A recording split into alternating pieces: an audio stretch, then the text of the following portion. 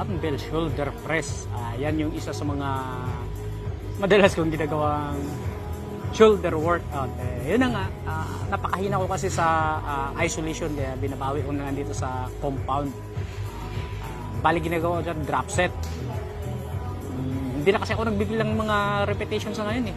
Basta ang inaano ko lang, close to failure kada set. Pag yung last rep ko talaga, yun yung mga ganyan, yung halo, di pa pala. Last 2 rep pala yun. Oh, yan yung last rep ko bali sa 50 pounds na dumbbell. Dumbbells? May is. Kasi hindi naman yung isang dumbbell lang. Dalawa yan, dumbbells na.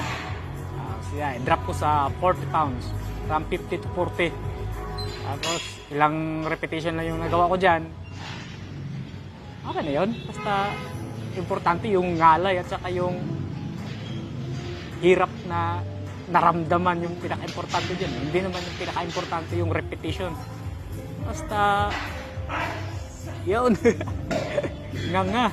Tapos dito, last drop ko, last set, 25 pounds na ano na yan, dumbbells.